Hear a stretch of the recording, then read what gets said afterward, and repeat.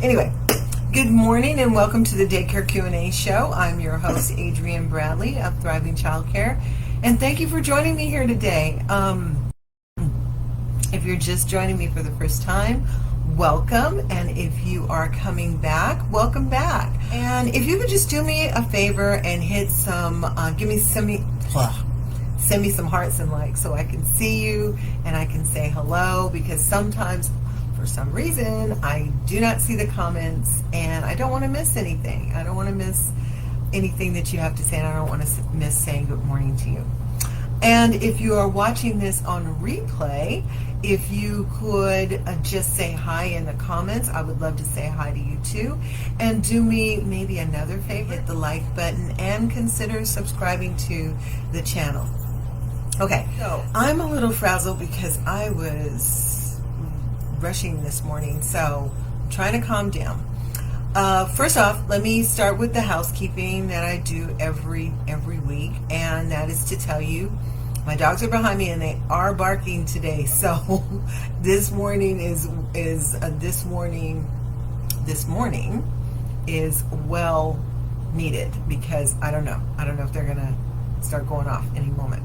So anyway, just to let you know they're there, and yeah. Let's see. I've been saying every week that I just want you to understand that the questions that are submitted, that we'll get to in a little while, are from other providers, fellow providers, and the advice and the experiences that I share are my own. And you know, it's not going to work for everybody. It is coming from my perspective, so please take what would work for your business and leave the rest. Something else might work. Good morning. Hi, Marilyn. Would work for someone else. So yeah, so just take what works. Hopefully this is what we do on the show. This is to kind of get your mind thinking about different scenarios. I mean, I've had colleagues that have never gone through the things that I've gone through in my business, and they're quite frankly really surprised when we start sharing stories. But that's what I want this to be, is a sharing of stories, coming up with different solutions, because as I've said before, a rant is great, and sometimes, you know, we just need to vent, but a resolution trumps a rant in my book. Okay? So, okay, I said all of that. Again, dealing with the glasses, so I'll take them off when I remember to, so you can see my face and you don't get all this glare that's coming from the light and coming from my screen. All right, so let's see. And let me remind you, and remind myself to remind you, that if you have any questions, if you are joining me live, if you would like to submit the questions here, I will try to answer them here on the show, and if not, I'll come back into the comments later and address them later. So I want to make sure you do that. And if you are watching this on replay, same thing. If you would like to leave a question, or if you have a question, just go ahead and leave it in the comments, and I will come back in and address that as well. And lastly, we do have our weekly giveaway this week, and I will talk a little bit more about that in the show. But I've got something really good for you this week. So whether you are watching it live or you're watching a replay, you can still get on this giveaway. Everybody can get this. That's why we're doing the giveaways right now. But and I don't know what it'll be like in the future. But right now, everybody can get in on this weekly giveaway. So stay tuned for that. All right. So let's see what's going on in the Thriving Childcare universe. So today, this episode is sponsored by the Provider Planner and Organizer, our luxury planner just for childcare providers. And I don't know if you know it or not, but this is actually planner season. So for us here, it's planner month. And some people might be wondering, why in the world would I be thinking about a planner? It's just August. Well, it's kind of like all of the Christmas decorations. Well, the Halloween and Christmas decorations that you're seeing simultaneously in the stores right now, which is kind of annoying to me, but it is to get ahead of the game. So You could, like a lot of people, think of a planner as something that you just need in the beginning of the year. But imagine how much further you would be if you started thinking and planning for next year now. And that's why you'll see a lot of the planners out on the market now, and that's why I say it's planner season, is because people are ordering their planners. First of all, if you wait until the beginning of the year, sometimes you won't be able to get even our planner. It'll be sold out. So I will leave a link in the show notes here for you to go over and check out our planner, and maybe get your planner now so you can start planning for the holiday season, and make that maybe a little bit less hectic by getting your plans together now, but also thinking about 2024 and getting your goals and plans together for that as well, so that you're not in the crunch in January trying to figure out what you want to do in the new year. So I'll leave you a link because excuse me, we do still have some of our stripe planners that are $20 off right now. And you can go over and check those out. Just the stripe planners. Our floral planners are in back order, and the blue planners are available, but they're available at regular price. However, for the rest of August, if you order a planner, you will get what do they call it? It's a gift with purchase. So you're going to get one of our planner pins. And I actually love this pen. It writes very smoothly. There's no bleed through. So you'll get this free. This is actually on our site. I think it's $7.99, but you get it free with your purchase of your planner this month. So I will leave a link to the planner. You can go over and check that out a little bit later. Okay.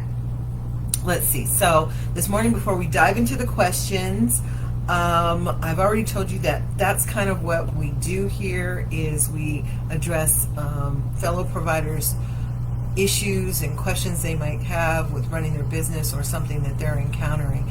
But before I do that, I want to go to the planner that I was just talking about and look to see what's going on, just in case. Sometimes there's fun events that are happening, and we have those all throughout the planner that you can use to create curriculum around, or projects, or something fun with the kids, maybe even some meals. So I've started to check the planner every week to kind of give you a heads up and let you know what's going on. So this week, not a whole lot, but Labor Day is coming. It is in the end of, let me see. Oh, okay. So in the planner, I have reminders that are weeks ahead, so you can remind your clients of certain holidays. Sorry about the gardener. Certain holidays that are approaching, so you can let them know ahead of time. And in the planner, it says to maybe think about next week, the beginning of next week, sending out reminders about Labor Day if you are closed on that day. So maybe Monday or Tuesday, maybe think about sending a reminder text or posting something up near your sign-in sheet to remind your clients if you do take that holiday off. I know a lot of people think that's more work, and it's a little more work. It's not a lot more work. It's a little more work.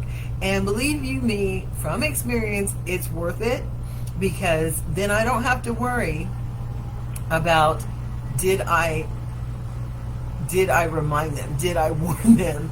Because early, and some of these questions will kind of address some of the things that happen early on for me in my business. But early on, I would feel guilty and feel like maybe I didn't inform my clients in enough time for them to take off if they needed to, whatever. And I would wind up taking kids on days that I had planned to be closed. And so for me, reminding them just became routine and something that I did so that I did not have to worry. And whenever that happened, and it did happen again, they would come to the door on a holiday, I would feel no compunction about saying, I'm sorry, I'm closed today, remember? So anyway, so maybe next week think about sending reminders out if you are closed for Labor Day. All right, so let's see. Now let's get into some of these questions. We've had some good ones lately, and we've got a few this week as well. Okay, so I'm looking down at my notes. I'm sorry. And I will try to remember to take my glasses off. Okay, so the first question is from Kim. It says, parents ask things of me that I really don't want to do, but in the moment I feel like I have to say yes, and I wind up agreeing to something I really don't want to do. Do you have any suggestions to stop feeling like I have to say yes to everything parents ask? Yes, absolutely. I actually talked about this in a previous episode, but I'll tell you, I think this happens to a lot of us. And let me take off my glasses. I think this happens to a lot of us. First of all, because we are in this caring field, we do have compassion for parents and all that they are navigating when it comes to taking care of their children, working, and everything else. And I think that sometimes our feelings and our compassion, especially if we're parents too, we know what it's like to be overwhelmed and have so many things on your plate. But we also have a lot. We have a lot that we're doing, running a business, caring for typically multiple children and families, and working long hours. So it's not unreasonable to consider these things before you agree to something, okay? I just wanted to say that from first off, because I didn't say that when I talked about this in the previous episode, but what I did say was something that has worked for me, and it was actually a suggestion from one of my sons, and he told me he had a habit of building in a pause. So if somebody were to ask him something and he needed a moment to think about it without, blurting out something that he either didn't want to say or whatever, he would cough and give himself a moment to reset. And I thought that was such a good, it's so simple, but I thought it was such a good little habit. And I thought about it, and I realized for myself and for my business, for me to take a pause, right? And think about giving myself time to really think about whatever is being said, what's being asked of, whatever was going on. If I built it in as a routine, then it would give me the time to really think about what I needed to do, what I wanted to do, what I needed to say, what I didn't want to, whatever. So I started doing that. And I was talking to a colleague of mine a while ago about this, and I was saying, I relate, on the business side, I related to having some internal policies. So in other words, in this specific incident's count, if you have an internal policy, which may be known to just you're running your business, maybe it's you, that you don't make decisions related to the business on the fly, especially if they are related to a policy or procedure that you have in place, okay? So what that would look like is in real time, if a parent were to say, well, Miss Adrienne, I need you to, I know we just come part-time, but next week I need to change my days because I have a family member coming in and I need to go to the airport and pick them up. So can Eli come on Wednesday instead of Thursday because I need to go to the airport on Wednesday and pick up my family member. Okay. So if someone were to say that to me, I would say, well, you know what? Let me get back to you. Let's address this tomorrow, and I'll let you know. Okay? That's not unreasonable. That's giving you time to, number one, consider if it's even possible. Maybe you have, in this instance, maybe you have more children on that particular day and you don't have the right adult to child ratio. So it's not even something you should be doing. Maybe you need time to look at your schedule and see whether or not you have an appointment or something that is going to be in conflict and you can't do it. It is not, in my opinion, it is not my job to work everything out for everyone. Okay? I had 3 children and I had to figure out most of the stuff that needed to be done. And, you know, it's okay to ask. It's okay to ask you. And sure, if you don't have a problem with it, if it doesn't cause any issues for you, if you don't mind doing it, then by all means. But give yourself time to consider it. That's not unreasonable. That's just not. So, Kim, what I would say is, going all the way back to what I told you my son does, was to build in some type of routine. You can think of it, like I said, as an internal policy, something that allows you the time and the space to think about it, to consider whatever is being asked, and whether or not you want to say yes or no.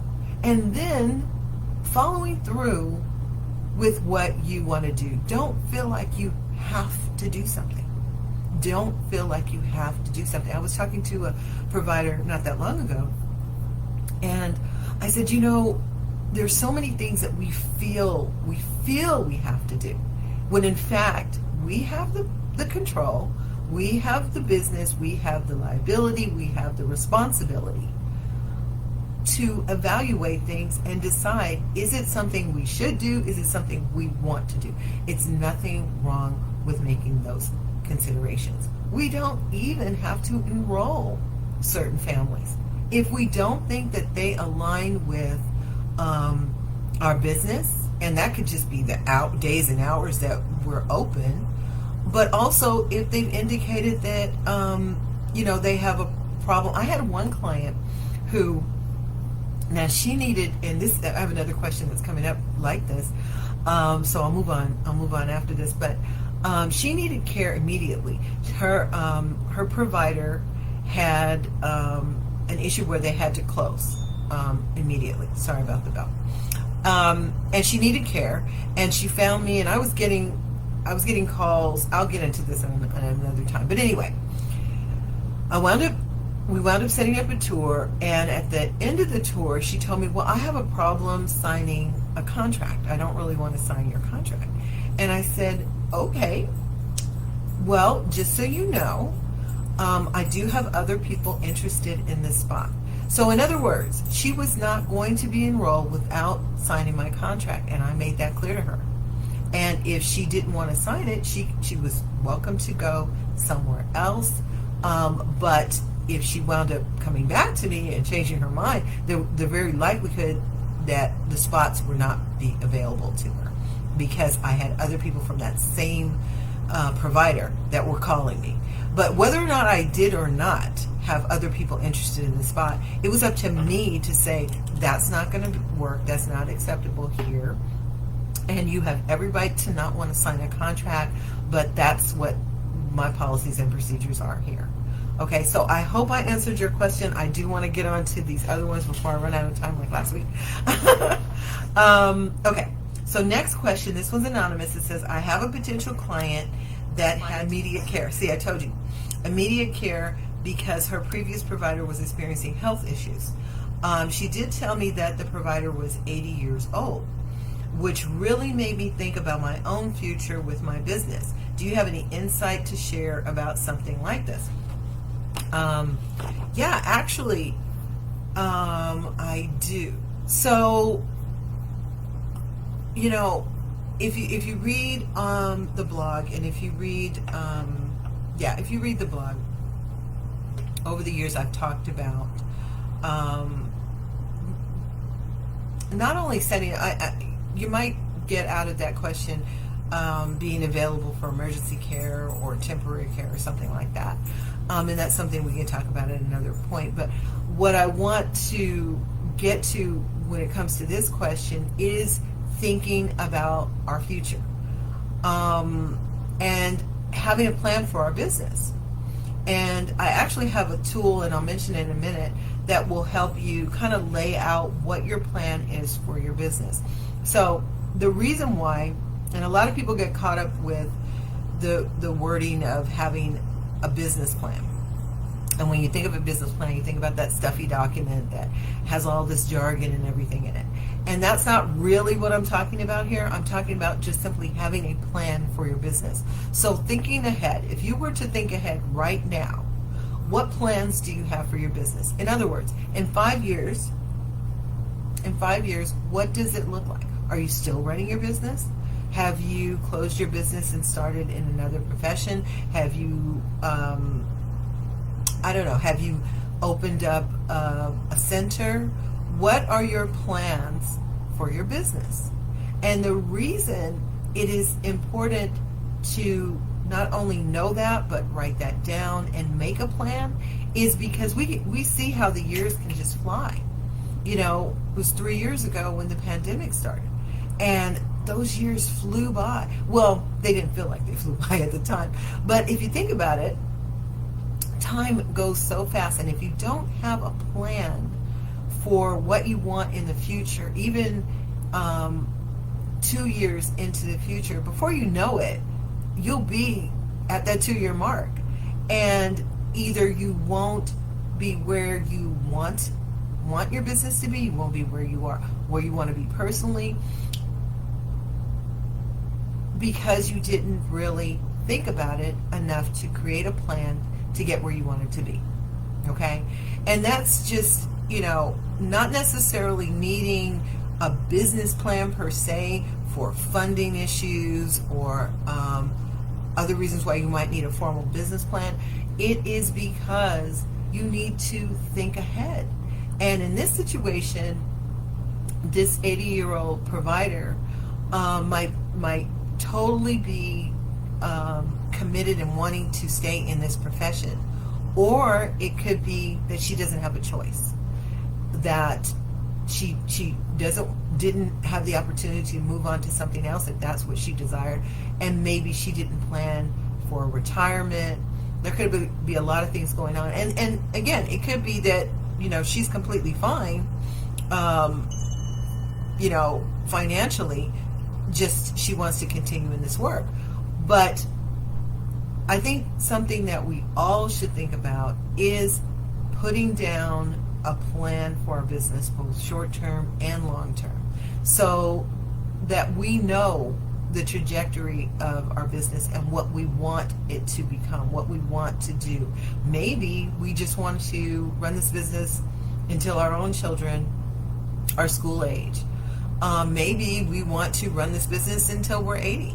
Or maybe we want to retire at 50 and do something else. Or maybe we want to start a center. But putting down a plan, creating a plan for your individual business, I think is so important. And that's what I got out of this. So as I said, we do have what's called the playbook, and we actually have a training coming up very shortly that will walk you through creating this. But the playbook is available now, and what it is an interactive plan for your business. And it makes you think, and I will leave a link to that so you can go over and check it out. But it's something that we all should think about, because if you don't know where you're going, how do you plan to get there? And if you don't know where you're going, you could be taking turns that you don't need to take in your business just because you don't have a plan. So I hope that kind of addresses some of the insight when it comes to thinking about the future of our business, because I know you said that gave you kind of pause to maybe think about your own business. So I hope that was helpful. Okay, I'm gonna move on. Okay, the next question is, I can't see the name, Emily, I think. Emily, I'm in a tough spot. Expenses are stacking up, and with inflation hitting hard, I can't even consider raising my prices. That was a dog, just so you know. I can't even consider raising my prices. Feeling really stuck and not sure how to move forward. Okay. So I think we've talked about this before. You know that in some areas of the country we're seeing a real boom, and awareness of childcare and the need for childcare and how important it is, and we're seeing a lot of funding, and we're seeing a lot of interest in spots, and a lot of people are seeing their spots are full and their businesses are thriving. But that probably and most likely is not the case everywhere. And it sounds like that's kind of what's happening here.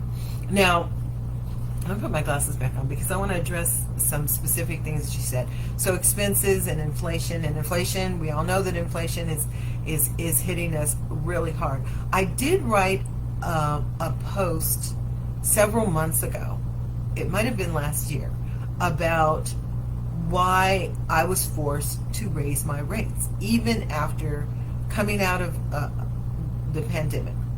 And part of the reasons why were inflation. So when costs go up that your business needs to incur or will incur, then that's more than understandable that your rates would go up. I mean, that's what we're seeing across the board.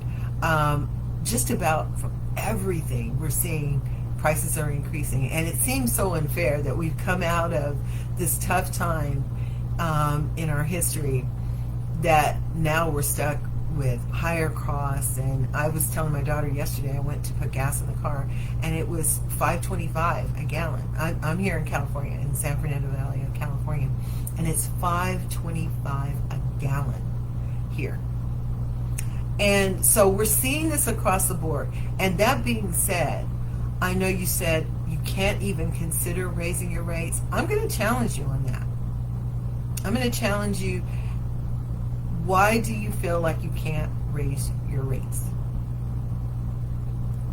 Now, of course, I can't have dialogue with you between us right now, but why are the reasons why you feel like you can't? Write those down. Okay? Now, on the other side of that, write down the reasons why you need to raise your rates. And I'm going to just throw this out there, that the list of why you need to is going to be longer than why you don't think you can. Okay? A lot of times we get caught up, like I was talking about earlier, we as childcare providers get caught up in feelings and emotions and being empathetic to parents, and that is all good. It's all good. It's understandable. But if your business doesn't sustain, okay, if it goes under, I told you about a story really early on about how I went to my bank years and years and years ago, and I was in there for the 5th time that week, whatever, making deposits, late tuition deposits. And the teller told me that a family member that she had was closing her childcare. And I was like, oh, why? Why is she closing? And she was saying that the parents didn't pay her on time. And subsequently, she was losing her house. Okay? I can read through the lines, and I'm sure you can too, that she was being too permissive with the late payments. And it got to the point where she's losing her house. So, coming all the way back to this, if your business doesn't sustain, then you are not even helping your clients, because they will have to find care somewhere else. So, the business, the health of the business, the financial health, specifically in this case, of the business, is important for helping your clients. Look at it that way. Because if you go under, you're not helping your clients. You're not. So I want to challenge you to go back and really think about why you don't feel like you can raise your rates, why you most likely should raise your rates. And lastly, I'll say to this point is, and I know we're going a little bit long today, that there's two months that pretty much are good.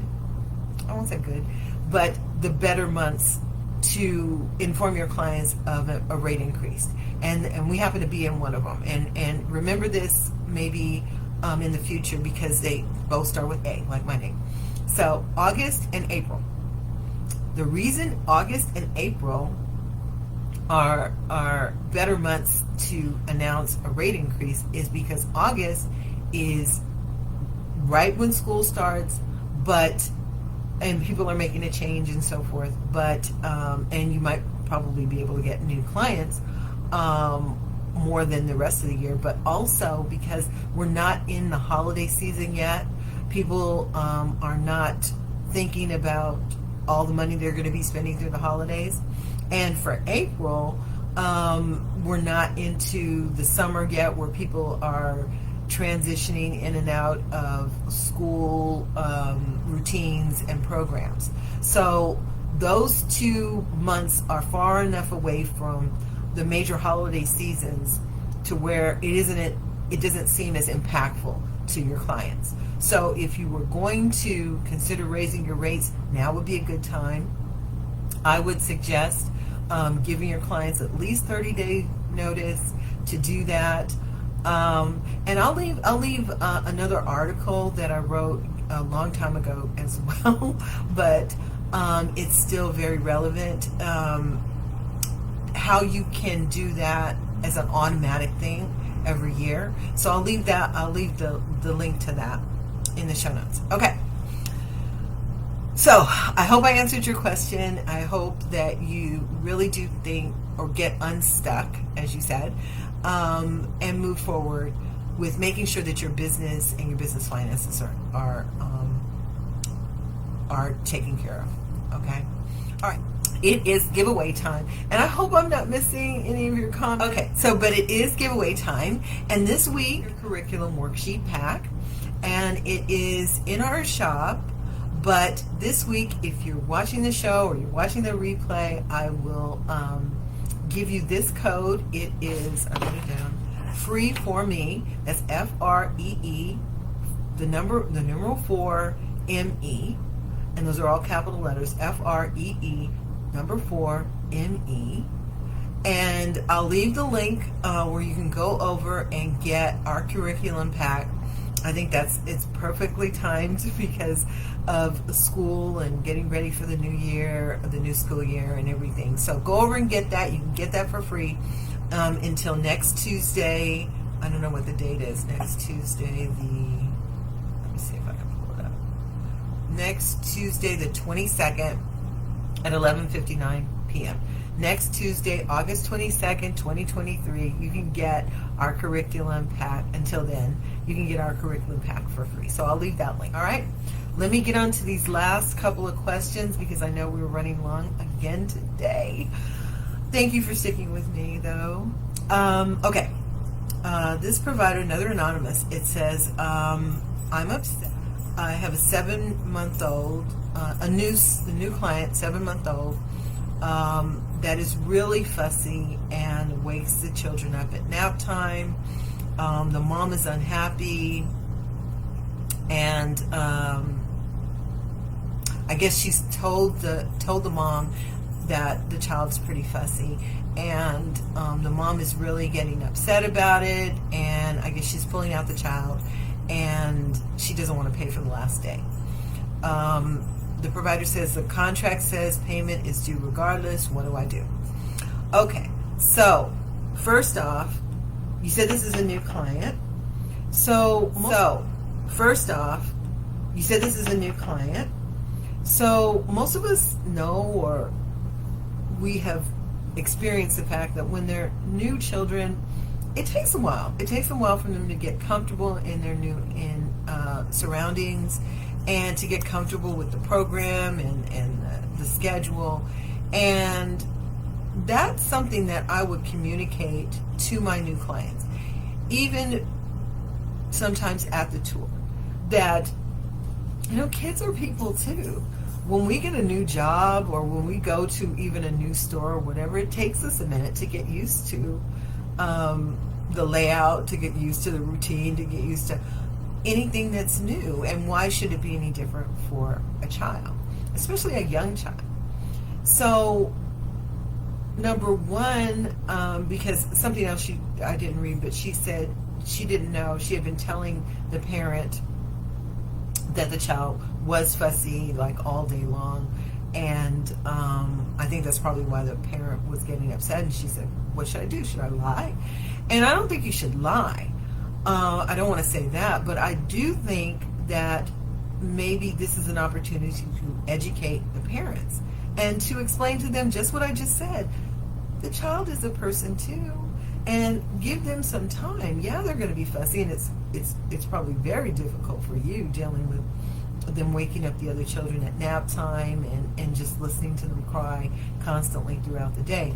But usually it does get better, and that's the type of thing I would communicate to the parents. I would be saying, we're being, I remember putting in the notes that on first days, that they had a typical first day. That, they're exploring and they're getting used to the new surroundings and new friends.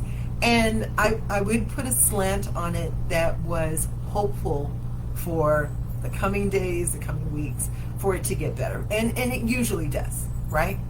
But we need to give that child time to acclimate. We need to give that child time to get to know you, to get to know their new routine, to get to know the environment, their friends, for the friends to even get to know them. So those are the kind of things that I would share with parents and kind of allay their concerns, because of course they're away from their child. To think about their child crying all day, it's not a good feeling. I mean, even for me as a mom, and I want to tell you, my kids were little so long ago that I'm surprised I even remember some of these things. But one thing I do remember, and this wasn't even my first child, it was with my second child, my middle son. And I remember returning back to work. I was working in a corporation at the time, and I remember crying at my desk all day because I missed him.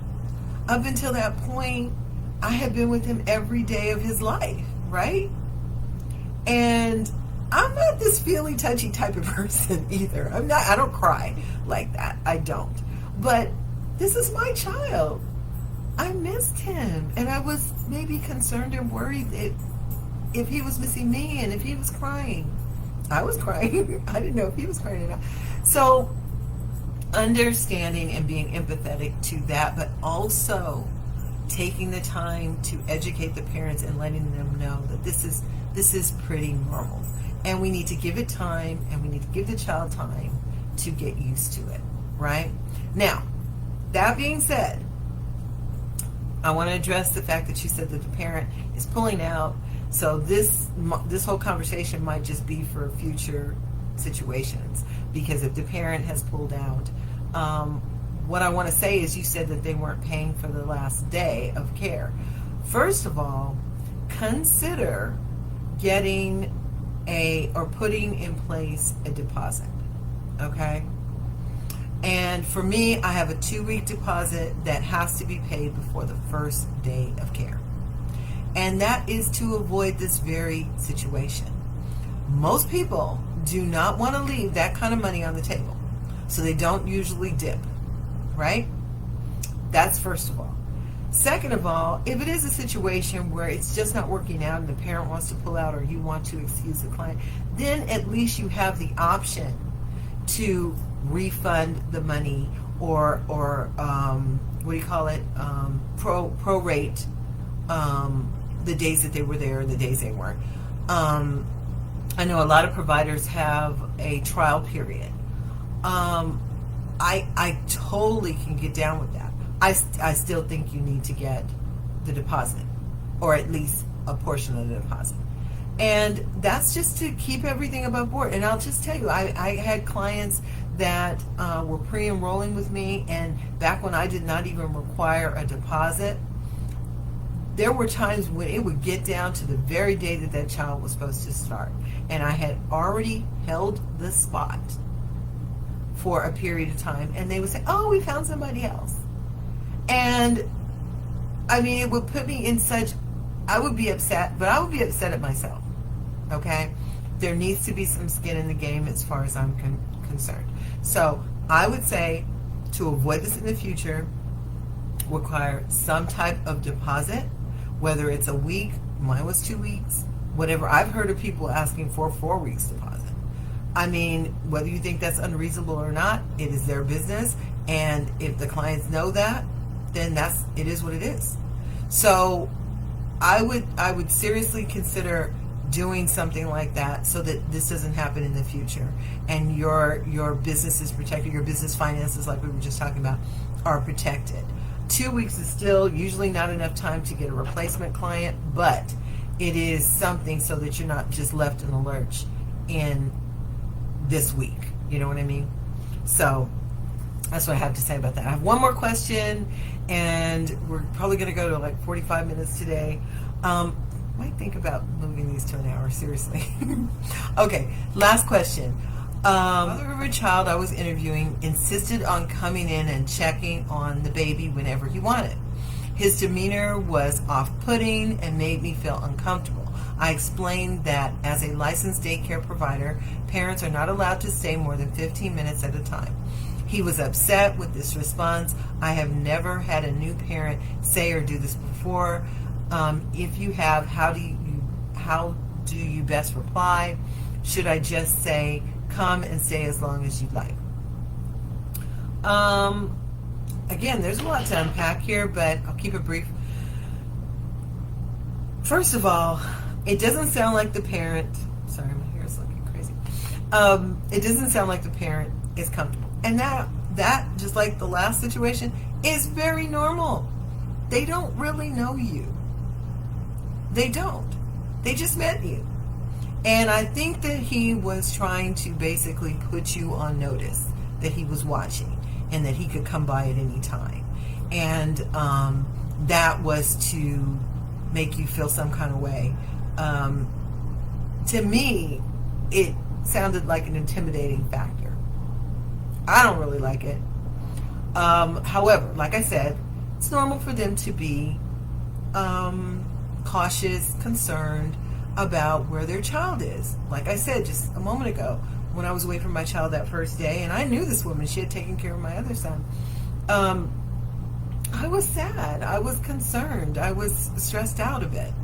But if you're getting and I hope that this was a potential client and not somebody that you already enrolled. If this is a potential client and you're getting those feelings already, even before they're enrolled, then like I said earlier, you do not have to enroll them. Okay? It is your business. You make the decisions. Okay? You might need to enroll. You might have spots that are open. But I'm going to tell you what so many other providers would tell you. Not every money is good money. And I don't like to import problems. There were several clients that I've had over the years that from the beginning, there was an issue and I overlooked it, or I rationalized that I needed to fill the spot. I needed the money. I did not need those problems. I didn't, looking back. They weren't worth it. Okay? I mean, there were situations where I was having dreams about it. You know what I mean? It was just that, at that level. So, first of all, do not feel like you have to enroll everyone that you tour. All right? It could be that it's not a good fit for you, it's not a good fit for them. If you have experience, and it sounds like you do, you said, you never experienced this before, so that leads me to believe that you're an experienced provider. Just know you don't have to enroll this family. Now, as far as the other thing that I didn't like is that he sounds like he's not even willing to listen to what your policies and procedures are. Okay? And I think I shared before that I used to feel like, this responsibility was all mine and I wouldn't share things with parents. I changed my position over time, and I got to the point where I was sharing with parents that I had mandates by the state, according to my license, what I could do and what I could not do. Okay? So instead of them thinking that I'm just pulling my procedures and policies out of thin air and that they're all me, I would share with them, no, it's not permitted. And if that's the case where you are, you might want to think about sharing that with potential clients. The other thing too is, how would he feel if another parent had that same type of stance? This is somebody that he doesn't know. He's somebody that these other kids don't know. And he's going to be there disrupting the parents. Now, disrupting the program. Now, that being said, I did have an open door policy. But the reality is, and I think I've talked about this before too, the reality is a lot of times they are just trying to put you on notice and make it seem like, they're going to show up. When in fact, these parents have to work. What's the likelihood of them just randomly stopping by? Very low in my experience. I had one mom that was breastfeeding, and she was determined that she was going to come and breastfeed every day at a certain time of day. Of course, I couldn't say no, and it was fine. The reality, though, is it started to wane. She couldn't do that every day, not and be at work. She did work very close proximity to the childcare, but she couldn't do it. So she couldn't keep that up. And that's typically what does happen. Okay? And I think that a lot of parents think that they have to come in and kind of, make these stances when it comes to their children. But a lot of them get confused that they get confused and don't understand that we are a business and not a nanny that they employ. Okay? And I would say that it's our responsibility to set them straight, to get them to understand. Number one, we are a business. Number two, we have rules and regulations that we have to follow. And if they are so uncomfortable that they feel like they have to intimidate or show up or whatever, then maybe this isn't the best fit. Okay? I'll tell you a funny story real quick, because this is the last question. I did. When my son was in high school, the same one that I told you I was crying over on my desk when I had to take him to childcare for the first day. When he got to high school, he, very intelligent kid, and he would get bored in his classes. At least that's what they told me. They said he's getting bored, and that's why he's acting out. So he would just clown and be disruptive in the classroom and so forth. Now, I had told them that I could show up at any time at that school. And they were like, I don't know if they believe me or not, I don't know, but I, just like this parent that I was telling you about a moment ago, I worked very close to, sorry, I want to turn this printer on. I worked very close to the high school. I can't see. Anyway, long story short, I did that. I dropped them off. I dropped them off at school, both of the boys. I dropped them off, and they didn't even pay attention that I didn't have any makeup on or I wasn't dressed for work. I dropped them off like usual, and I circled back around the block, parked, and I met my son at his first period. And I'm not sure if there wasn't something going on with the teacher there, because he was kind of rude until I explained to him that I was the parent. And I sat in that classroom, And I basically dared my son to be funny and clown and be disruptive. And of course, that didn't happen. And I've been meaning to ask him if he remembers that. He's much older now. I don't know. That would have left an impression for me. But in that case, the intimidation was real. But no, I don't think you should stand for people intimidating you with operating your business the way you do. And if you feel that way, feel free to dismiss that person, that parent. They can find another childcare, or they can get a nanny that they do employ. So anyway, I'm sorry. I just want to share that story with you. Okay, so that is it for the questions this week. Remember, if you have a question that you would like to submit, you can submit it early. Just go to thrivingchildcare.com/what's your question, and I will leave a link to that in the show notes today, just so you can do that. My name is Adrienne Bradley, and your host for the Daycare Q&A Show, and I can't wait to continue this journey with you next week. But until then, keep thriving. Talk to you later.